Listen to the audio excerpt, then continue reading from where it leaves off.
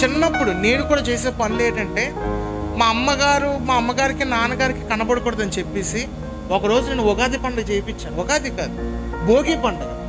అది నా జీవితంలో ఇప్పటికీ మర్చిపోలేను. భోగి పండుగ అప్పుడు నేను స్కూల్ కెప్టెన్ అవ్వడం వల్ల భోగి పండుగ నేను మా స్కూల్ అందరితో చేయించాను. నేనే కర్రలు స్వీకరించాను, నేనే అగ్గిపెట్టి కొనిపించాను, కిరసనాయిలు అన్నీ నేనే కొనిపించి ఈ పాస్టర్ గారు కొడుకు చేసిన పని ఏంట్రా అంటే స్కూల్ మధ్యన అందరిని పోగేసి భోగి పండుగ చేయించాను. డ్రమ్స్ మళ్ళీ చర్చి డ్రమ్సే తీసి పట్టుకెళ్ళాను అక్కడ. ఎంత ఘోరంగా చేసినప్పుడు ఈ విషయం మా నాన్నగారికి అమ్మగారికి తెలియదు అనుకుని నేను అనుకున్నాను. దౌర్భాగ్యం నా రోజు.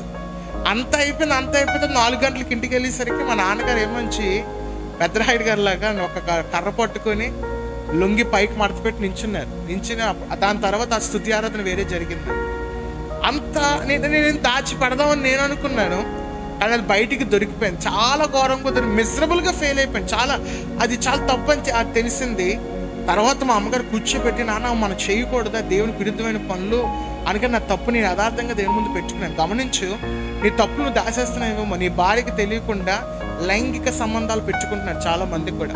భర్తకి తెలియకుండా లైంగిక సంబంధాలు అనగా సెకండ్ సెటప్లు కావచ్చు, లేకపోతే వేరే వారిపై మోహపు చూపులు కావచ్చు, వేరే వాళ్ళని చూడడం కావచ్చు. ఇది మధ్యకాలంలో పదం వింటున్నానండి. ఈ మాటకి చేసిన తప్పు కాకుండా పెద్దిళ్ళు చిన్నిళ్ళు అంటున్నారు ఈ మధ్యన. దాన్ని నాకు ఒకసారి అది అర్థం కాలే. నేను ఒకసారి ప్రార్థనకి వెళ్ళిన తర్వాత ఒక పెద్ద ఆయన నా దగ్గరికి వచ్చి, అయ్యా నా చెన్నింటోళ్ళ కోసం ప్రార్థన చేయను అన్నాడు. చెన్నింటోళ్ళ కోసం ప్రార్థన చేయను, నా తమ్ముడు కోసం ప్రార్థన చేయమని ఏమో అనుకున్నాను. తర్వాత మా యొక్క పరిచారకుడు రవి మా పక్కన అనగా నాకు ఎక్కువ నా పరిచయం ఉంటాడు. ఆ వ్యక్తి చెప్పిన అన్ని చెన్నిళ్ళు అంటే ఆయనకి 2వ భార్య ఉందని అర్థమని అన్న. అలాగే చాలా మంది కూడా వాళ్ళ పాపాలని చాలా సులువుగా దాచిపెడుతూ ఉంటారు.